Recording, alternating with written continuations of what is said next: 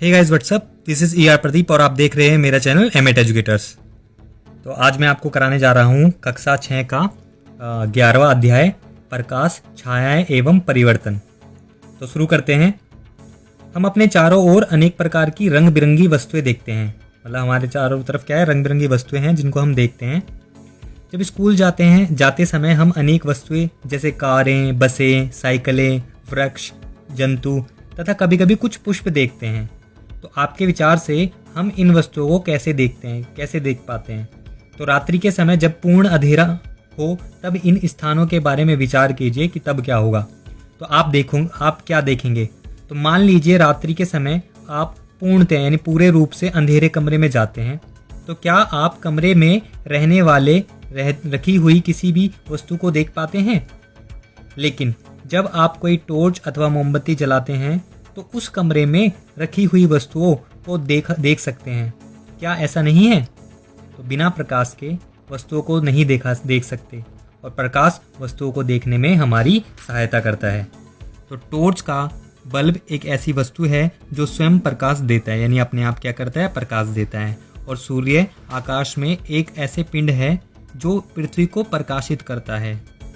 दिन के समय हम इसी प्रकाश में वस्तुओं को देखते हैं। जो वस्तुएं सूर्य की तरह स्वयं प्रकाश का उत्सर्जन करती हैं उन्हें बोलते हैं दीप्त पिंड कहते हैं, लुमिनस ऑब्जेक्ट बोलते हैं।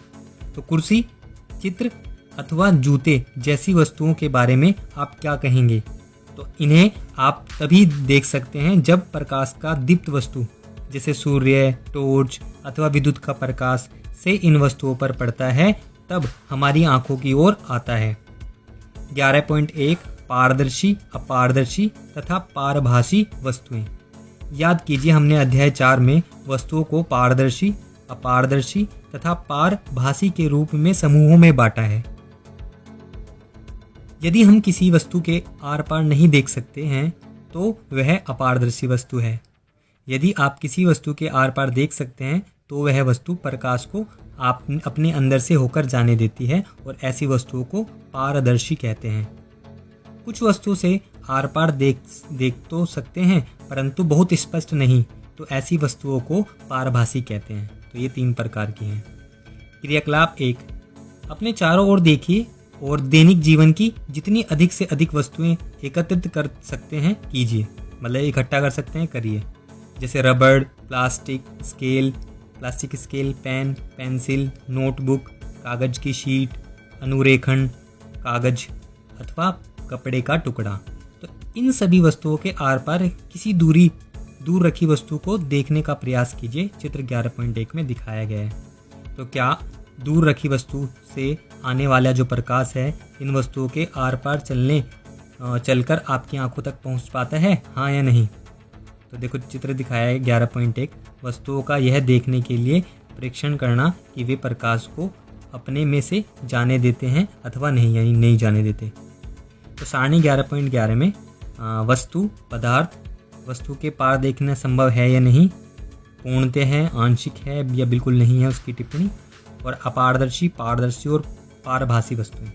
तो जो पेंसिल है उसके बारे में बताना है, रबर है उसके बारे में बताना है, और रबर की जो गेंद है, और खिलौने के कागज़ की शीट जो पूर्ण विश्वास नहीं है। मतलब पूर्ण क्या है, विश्वास नहीं हो कि पूरी तरह हो जाए।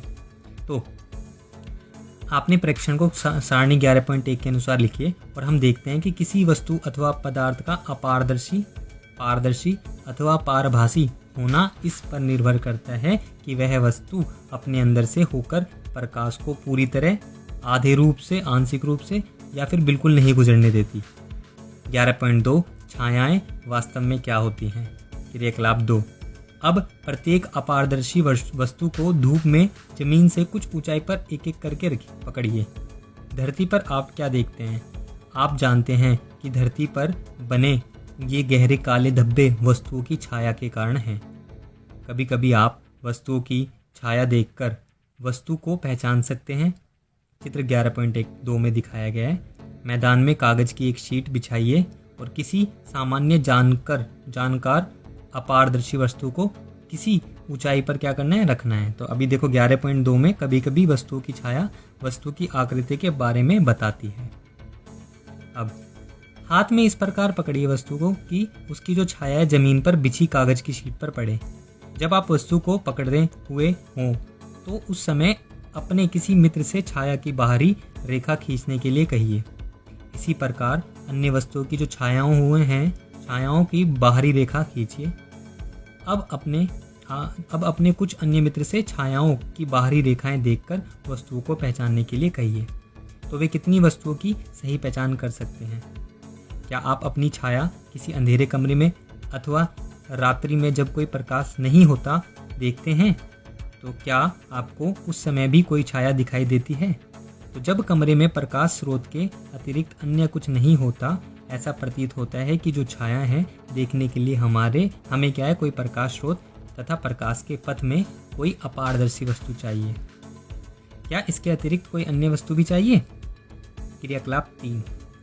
यह एक ऐसा क्रियाकलाप है जिसे आपको अंधेरे में करना होगा और शाम होते ही अपने कुछ मित्रों के साथ एक टॉर्च तथा गत्ते की एक बड़ी शीट लेकर किसी खुले मैदान में जाइए और टॉर्च को जमीन के समीप ले जाकर ऊपर की ओर इस तरह से ले जाइए जिससे टॉर्च का प्रकाश आपके मित्र के चेहरे पर पड़े। अब आपके पास प्रकाश स्रोत तथा प्रकाश के पथ में के अनुदिश एक अपारदर्शी वस्तु यानी आपका मित्र है। और यदि देखो 11.3 में छाया पर्दे पर ही बनती है, ये दिखाया गया है। तो आपके मित्र के पीछे पेड़, इमारत अथवा कोई अन्य वस्तु न हो तो क्या तब भी आपको अपने मित्र के सिर की छाया दिखाई देगी? तो इसका अर्थ है नहीं, कि वहाँ छाया नहीं है। वास्तव में जो टॉर्च है उसका प्रकाश आपके मित्र के सिर से पार नहीं होता है। और अब किसी अन्य मित्र से कहें कि गत्ते की शीट को आपके मित्र के पीछे पकड़ें। क्या अब छाया शीट पर बनती है? चित्र 11.3 में दिखाया गया है। तो देखो 11.4 में आपके हाथों में छिपी जंतुओं की छायाएं दिखाई गई हैं। इस प्रकार छाया केवल पर्दे पर ही नहीं दिखाई दे सकती, जमीन पर, कमरे की दीवार पर, इमारतों पर इस प्रकार के अन्य सतह हैं उन पर आपको दैनिक यानी डेली जीवन में दिखाई देती हैं। देने वाली अनेक छायाओं के लिए पर्दे की तरह कार्य करती हैं।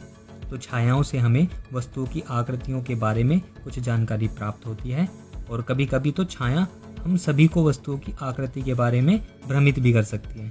चित्र 11.4 में कुछ छायाएं दिखाई गई हैं जिन्हें हम अपने हाथों से बनाकर विविध जानवरों की छाया होने का भ्रम उत्पन्न कर सकते हैं ना। ये है ना मजेदार बात। तो क्रियाकलाप 4। स्कूल के मैदान में धूप में एक कुर्सी रखिए। आप कुर्सी की छाया से क्या अवलोकन करते हैं? तो क्या छाया से कुर्सी की सही आकृति का ज्ञान होता है? यदि आप कुर्सी को थोड़ा सा घुमा दें तो कुर्सी की छाया की आकृति में किस प्रकार परिवर्तन होता है? तो एक पतली नोटबुक लेकर उसकी छाया को देखिए और इसके पश्चात इसके बाद एक आयतकार जो रेक्टेंगल है डिब्बे लीजिए और उसकी छाया देखिए। क्या दोनों छायाएं समान आकृति की प्रतीत होती हैं या लगती हैं? तो विभिन्न रंगों के पुष्प अथवा अन्य वस्तुएं लेकर उनकी छायाओं का अवलोकन कीजिए, उनको देखिए। और उदाहरण के लिए लाल गुलाब अथवा पीला गुलाब ले सकते हैं। जब वस्तुओं के रंग भिन्न भिन्न होते हैं तो क्या उनकी छाया के रंग भी भिन्न भिन्न दिखाई पड़ते हैं? ऐसा वैसे नहीं है।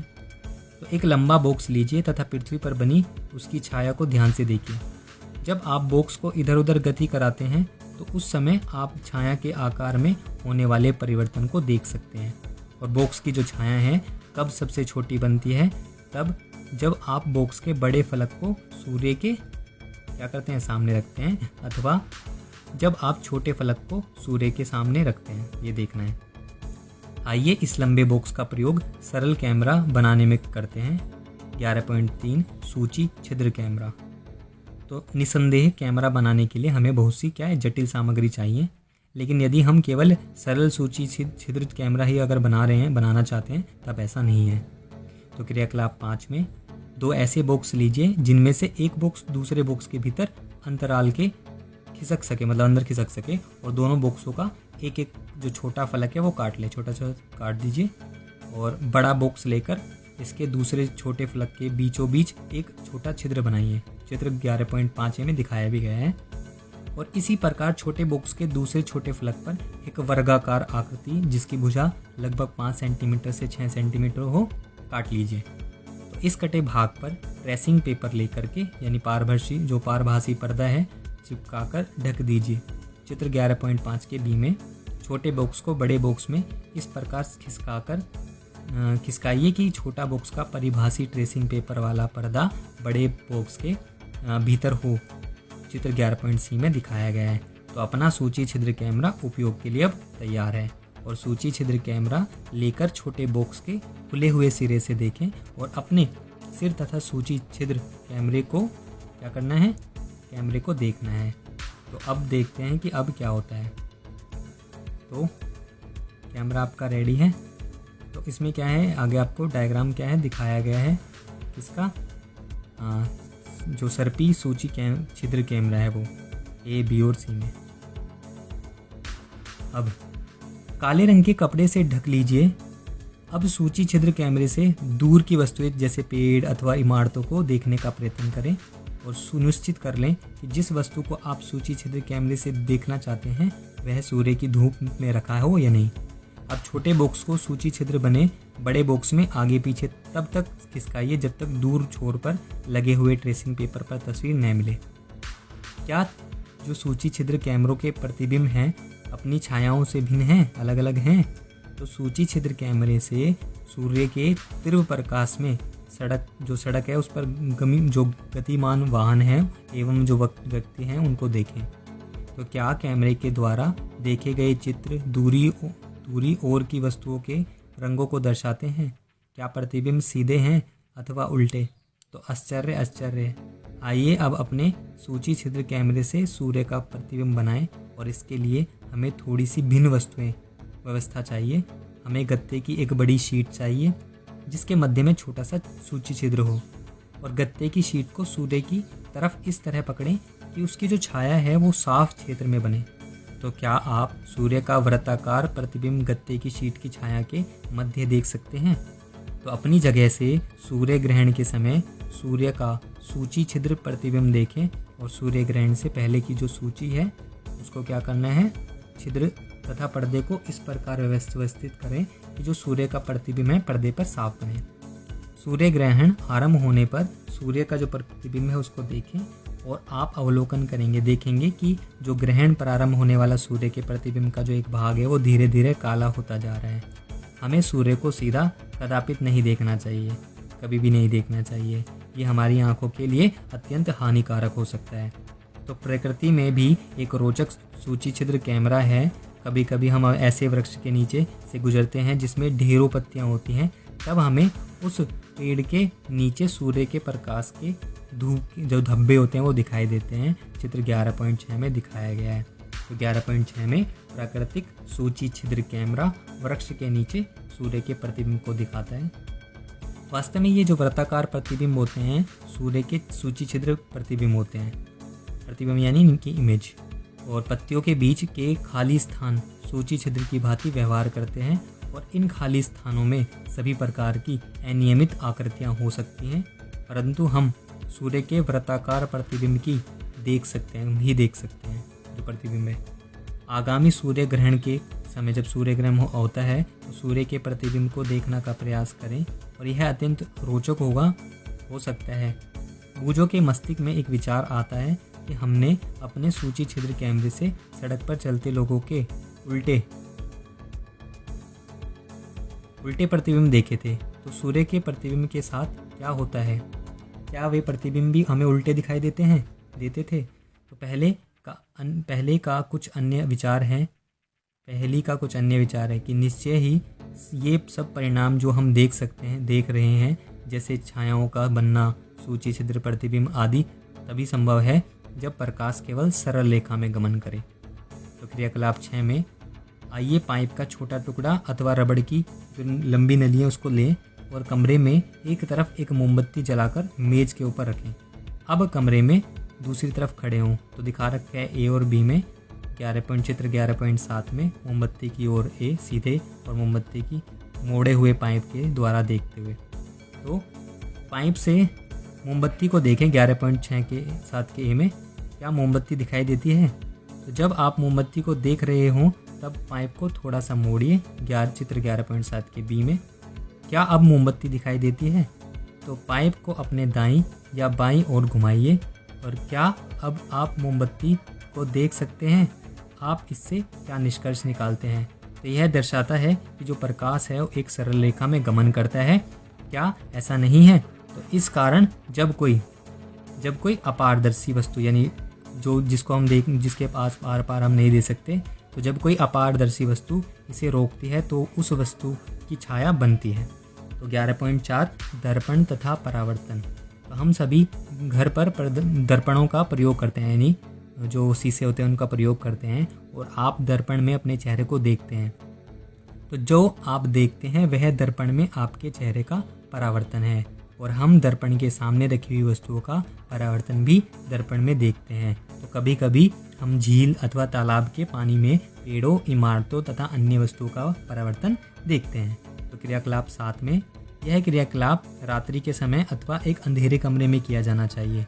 तो अपने किसी मित्र से कहिए कि वह एक हाथ में दर्पण लेकर कमरे के एक कोने में खड़ा हो जाए और एक हाथ में टॉर्च लेकर आप कमरे के दूसरे कोने में खड़े हो जाएं। तो टॉर्च के कांच को अपनी अंगुलियों से ढक लीजिए तथा टॉर्च को जलाइए। तो किरण पुंज जो प्राप्त करने के लिए आप जो अपनी उंगलियां हैं उनके बीच कुछ जगह छोड़ें और प्रकाश पुंज को देखें। तो को दिखा रखा है 11.8 में दर्पण प्रकाश के जो किरण पुंज हैं उनका परावर्तन देखते हुए। अब आपके मित्र के द्वारा पकड़े हुए जो दर्पण है उस पर डालिए।